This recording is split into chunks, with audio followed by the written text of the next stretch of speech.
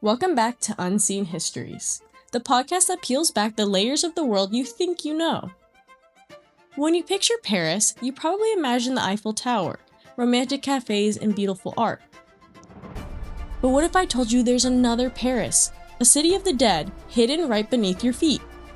Deep under the bustling streets lies a dark, silent labyrinth holding the secrets of over 6 million souls. This is the story of the Paris catacombs, an empire of bones born from overflowing cemeteries and the city's desperate solution. This is a place where history, horror, and art collide in the most macabre way imaginable. So grab your flashlight, take a deep breath, and join me as we descend into the shadows of the City of the Light.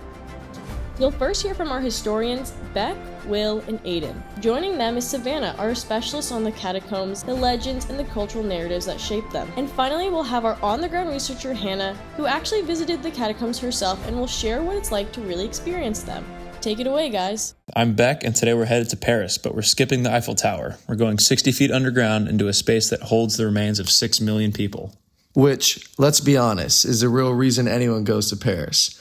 The City of Light is great for postcards, but the City of Darkness is where the actual stories are buried. See, that's exactly what we're dissecting today. The mystery you're talking about, Reg. It's a total construction. The catacombs didn't start as a Gothic playground or a movie set. They started as a massive plumbing problem, like a really, really morbid logistics crisis. A logistics crisis involving 6 million skeletons? That's a bold take, Will. Our core question today, how did 1780's public health emergency turn into a global brand of mystery? Okay, Will set the stage. 18th century Paris, why did they start stuffing bodies into old limestone quarries in the first place? You see, the city was literally choking on its own dead, specifically the Cimetière des Innocents. It had been the primary graveyard for nearly 1,000 years. By the late 1700s, the ground was so packed with dead bodies that the soil level was several feet higher than the surrounding streets. I've read about the Great Collapse of 1780. Wasn't it a basement wall? Yeah, pretty much. A restaurant owner on the Rue de Lingerie went into his cellar and found a wall that buckled under the weight of, well, a mass grave, really. The stench was so toxic, it was making people pass out. It wasn't a spooky vibe back then. It was more of this is a biological hazard type vibe. So the solution was the tunnels, but these weren't built as catacombs, right? No, not essentially. They were really just old mines. See, Paris is basically Swiss cheese. The king's architects realized that they could stabilize these collapsing tunnels and empty the overflowing graveyards pretty much at the same time. But they didn't just move them in a weekend. It was a whole production. Right. It was purely administrative at first. See, they moved the bones at night in black veiled carts, priests sang chants, but it was essentially a massive cleanup operation. No one was allowed down there to explore. It was really just a giant underground filing cabinet for human remains. So if it started as a government cleanup project, when does it become, well, cool? Like, when do we get to the Empire of Death signs? That's where the 19th century enters a chat. Enter a guy named Louis Etienne Henrique de Thury. If that's how you pronounce it. He's the guy who realized that if people were going to find their way down there anyway, he might as well make it a destination. So it's the first creative director of the catacombs. Totally. So before him, the bones are just dumped in piles. Thury started arranging them. He built walls of femurs. He made hearts out of skulls. He added altars and plaques with ominous poetry. He took industrial waste and turned it into macabre art. And that's really the pivot point. Once you add an inscription at the entrance that says, "Stop, this is the Empire of Death," you're not just looking at a cemetery anymore, you're in a theater. And the timing was perfect.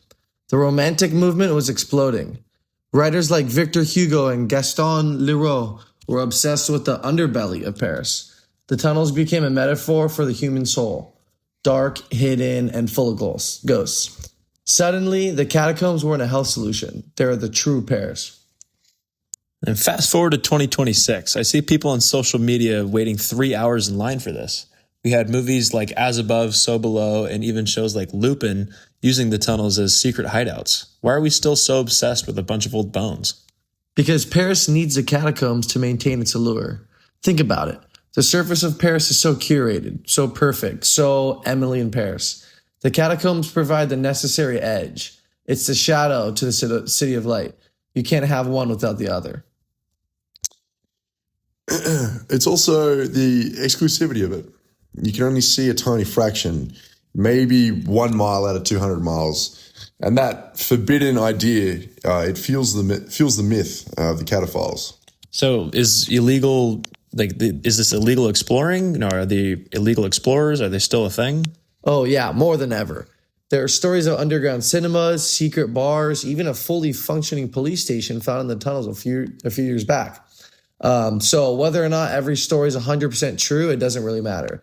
They feed the myth that the city has a second, lawless life beneath the pavement. Thanks for all the good historical context, guys.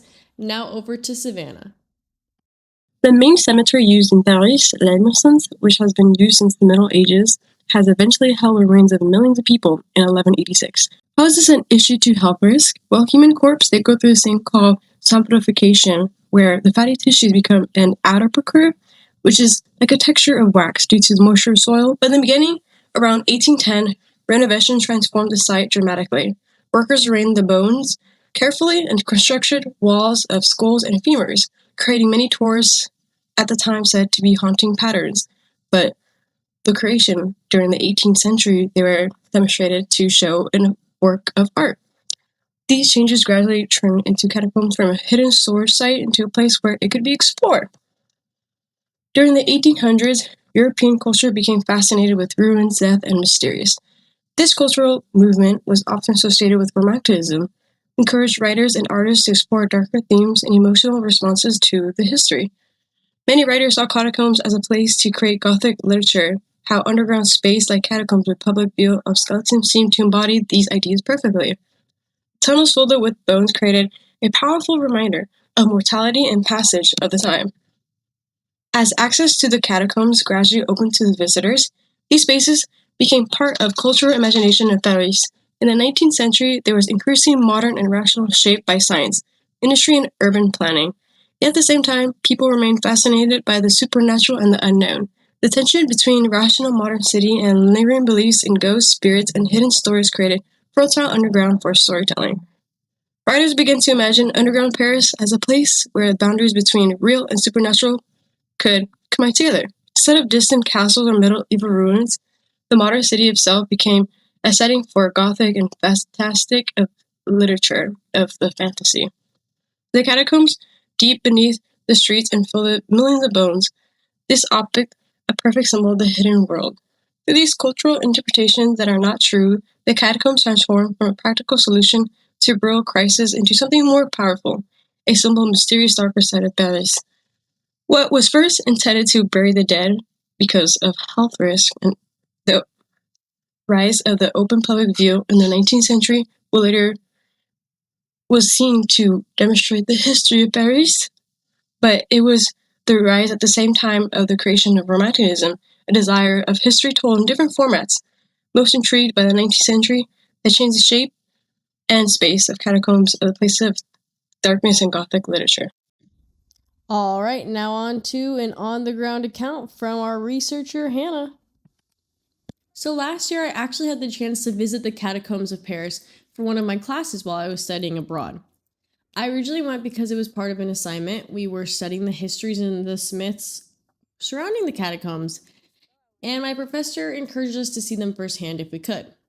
And then our second class is touring the catacombs. At the time, I thought it would most likely feel like visiting, I guess, any other historical site in Paris, and weirdly, it kind of does.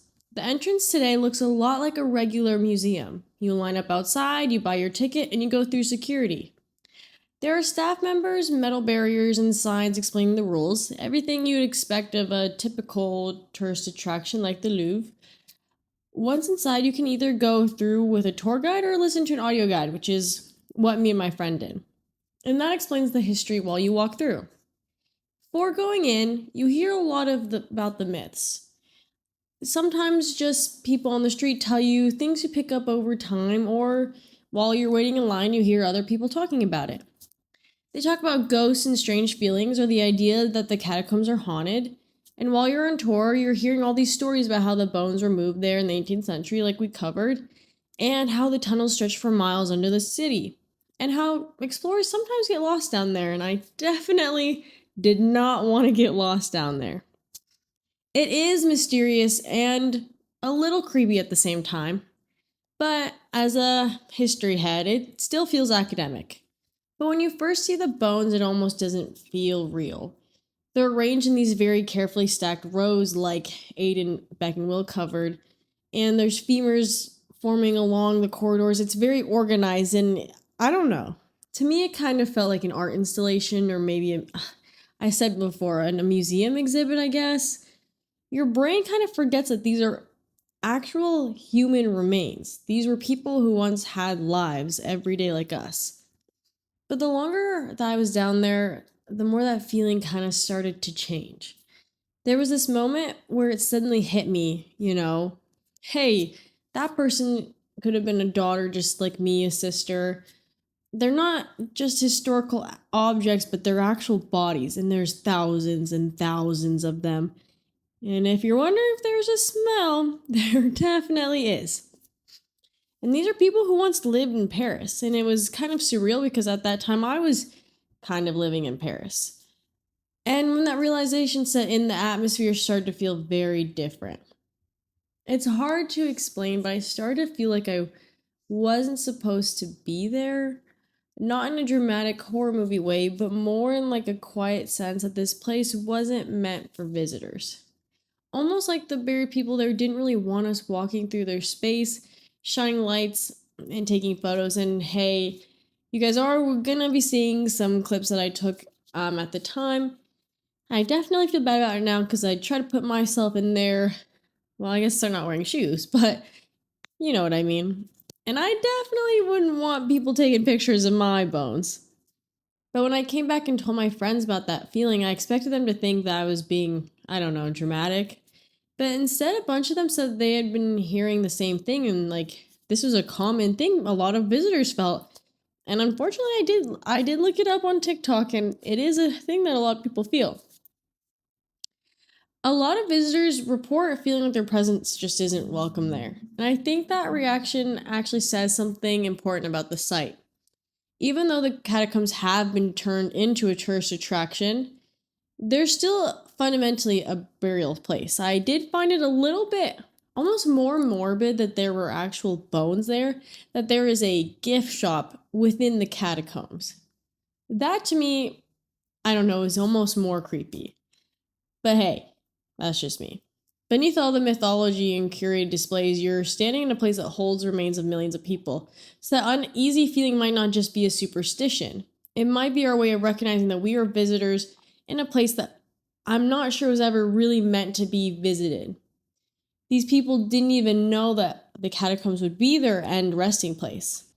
After visiting the catacombs, I had a lot of questions about how Parisians exactly felt towards them, so I decided to ask my professor.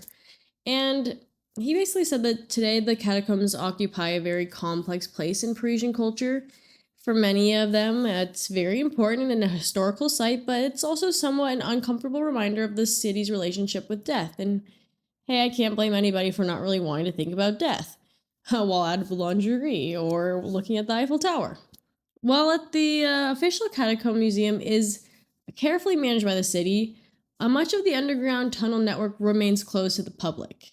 And I know, as my partners said, there's many myths about what happens in that closed part, but there is ongoing tension between conservation and tourism, and respect for the remains that are stored there. Some Parisians view the site as an important part of the city's heritage, while a lot criticize the way human remains have been, kind of made to look. It has been made into a tourist attraction.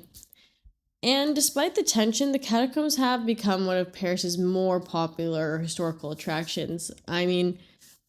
My class did go to visit it as a part of our study abroad program, but there were hundreds of other people there waiting in line, generating pretty significant revenue through ticket sales, tourism, spending, and in this sense, the catacombs play a role in a broader way. Paris markets its history by combining education and mystery and a spectacle to attract visitors from around the world. By keeping the catacombs open and carefully curated, the city is able to preserve this unique piece of its past, and it also benefits economically. And there is a global fascination with Paris's underground history. And that was Unseen Histories. Thank you to our hosts, Beck, Will, Aidan, Savannah, and Hannah. Be sure to catch us next time. Bye.